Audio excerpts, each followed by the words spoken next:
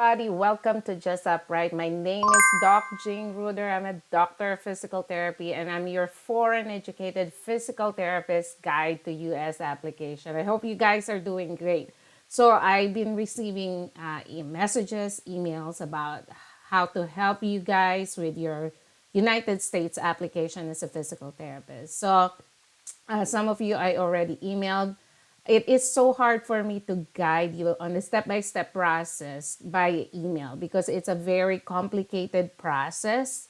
And that's the reason why I created the USPT Turbo Charge.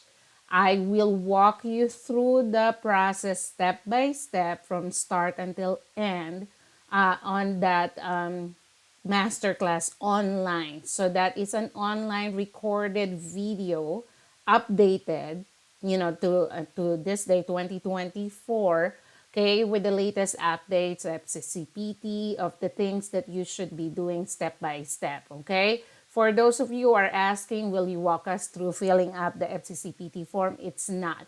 It's just like the general description of going through what is FCCPT, what is FSBPT, how are they different, what you should do first, like applying to the state, credentialing, getting your deficient subjects, etc. Okay, so that is the quickest way I can help you out, guys, for you to be empowered and for you to know what to do. Because if you are doing this very complicated, overwhelming task without like knowing what you're doing it blindly, you're gonna waste a lot of time, a lot of money, a lot of frustration, or giving up on your dreams because you just don't know what you're doing. Okay, so I will put the link down below. Okay, now what we're going to talk about today, I received many messages about expired FCCPT. What should I do? Okay, so there are many things to consider if you have expired FCCPT, and we're going to dive into that of the things that you should be doing in order for you to continue with your process with US applications, so physical therapist. Coming right up.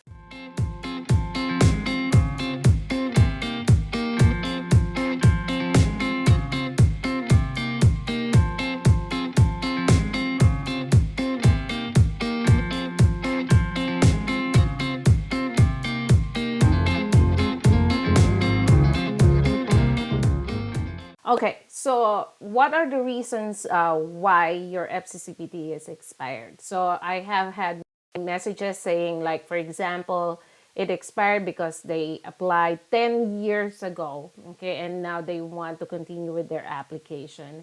Okay, some of them had a plan to come here to the US, but something happened in their life and they stopped the application with FCCPT. What they should do? Okay, so one of the most important things that you have to do is at least you have to know what state you're applying to, okay? So just like I said in my other videos, FCCPT is accepted in all 50 states. So the good news about FCCPT is once you use FCCPT and you submitted the documents before, like from the school, and from you, documents from you that they require you to submit, they will keep it for life. So that's why FCCPT is more expensive compared to other credentialing agencies. Okay, so they already have your file. Okay, but the problem is depending on when was your last application with FCCPT, as time goes by, there are additional subjects or courses being added. Okay, so if it was like 10 years ago, it will be like coursework tool maybe number 4 or 5, and that means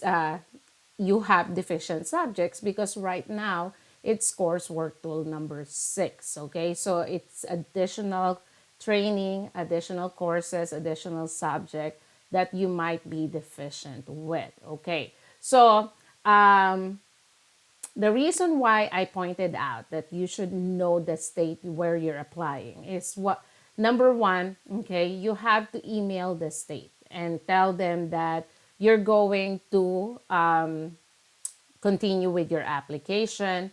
It is always very important that when you email them, if you have a file number that was given to you, use that file number on the subject and in the body of your email so they can reference and they can easily find your record in their file. Okay, so because the state dictates also what is the coursework tool that they want. Okay, if they're requiring coursework work tool number 4 or number 5 or number 6. Okay, so it is separate from healthcare worker certificate because credentialing is for licensure. Okay, so the healthcare worker certificate that I've been talking about in many of my videos is that for visa application. Okay, for an employer to file you with a working and or immigrant visa. Okay, so the state has to know that you are going to continue with your application. Most likely,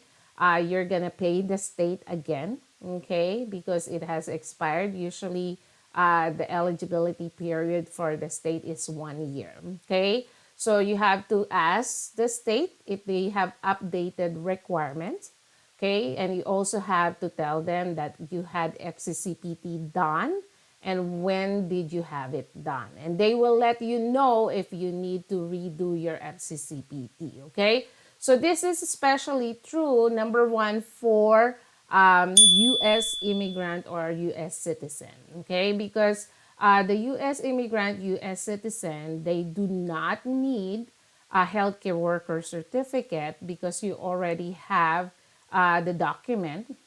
You are legal to stay and live here in the United States. So the state will actually dictate what coursework tool you need to complete in order for you to apply for the license. Okay. Now, the second scenario is you are not a U.S. citizen, you are not a U.S. Immigrant. Okay, so you would need a healthcare worker certificate, okay, for the employer to file you with a working or immigrant visa. Okay, so FCCPT has credentialing, and also there is a credentialing with healthcare worker certificate. That is the type 1 review for immigration. Okay, so right now, FCCPT requires master's or doctorate degree for type 1 review for immigration. Okay, and it's a 210 semester units, okay, for that. Now, the problem is if, for example, there was one student or applicant who emailed me and he only had a very low percentage. I think it's 124, something like that, okay? And he's trying to apply to FCCPT Type 1 Review for Immigration. And if he said if he's going to take the TDPT, it will only be a few units additional. And he said he's gonna be deficient for 50 something, 51 units still. Okay. So that is a tough situation, okay, because I don't know how he come up with that amount of deficient subjects. So the thing is, you can do FCCPT for credentialing, okay? That means that you are proving that you're really a graduate of physical therapy program, okay, for NPTE purposes, okay? So that credentialing will go to the state, and they will use that as one of the major requirements, okay, to approve you to take the NPTE, okay? Now, if your deficiency is too much, okay, you cannot reach the 210 semester units that is being required by FCCPT for healthcare worker certificate. This is for healthcare worker certificate. You can apply to CGFNS, okay, the CGFNS visa screen certificate. Okay, so again, I want to reiterate that this is just for healthcare worker certificate. You cannot use this for credentialing to take the NPTE. The healthcare worker certificate is a separate document that is needed by your employer to file you with a working or immigrant visa. Okay, The reason why I say that is because CGFNS requires only 170 semester units right now, okay, as of the recording of this video, versus 210 semester units that FCCPT Type 1 review for immigration requires. So FCCPT has only a credentialing part, okay, FCCPT Type 1 review for licensure, and there is FCCPT Type 1 review for immigration. So the Type 1 review for immigration is the one requiring 210 semester units. Okay, for FCCPT service, which one are you going to choose? Okay, so Educational Credential Review, or ECR, is the best way to know what your deficient subjects are. Okay, it's not going to give you any certificate whatsoever that you pass. Okay, it only say or determine based on the state that you're applying, based on the type of service that you need, what are the deficient subjects that you have. Okay, so that is ECR. Okay, now if you need, for example, if you go to FCCPT, they have the primary service and they have the related services, okay? Okay, reevaluation, meaning you're going to give them additional additional curriculum, syllabus, okay?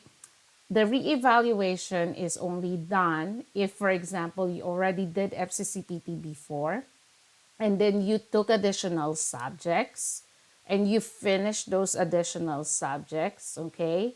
After FCCPT already finished their processing, they already issued you the FCCPT certificate of credentialing. They're done with what they did, and now you took all those additional subjects and you want them to include these additional subjects to their credentialing. That's the only time you're going to choose the reevaluation service. Okay, so you go to FCCPT, read the description, because there are information there when you should use the reevaluation. Okay, so you have to choose wisely what you need. Okay, again, do not choose reevaluation if you do not have any additional subjects that you already took. Okay, and for them to add it to your file. Okay, so reevaluation is only after you finish those additional subjects, deficient subjects, and you want them to add those to your file, and for them to assess whether you pass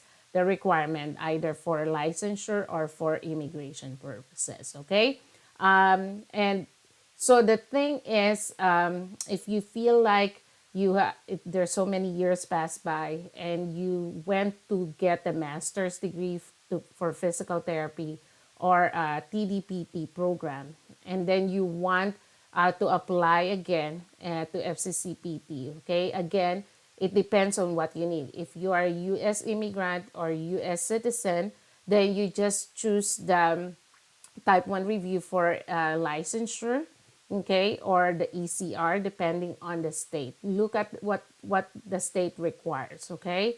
If you are a non-US citizen, non-immigrant, and you need it for immigration, then you have to apply for type 1 review for immigration, okay? So it is a very tricky thing to do, because again, it is depending on your unique situation. Okay, so for FCCPT services, go to their website, read the description on each service, try to understand if it is applicable to you.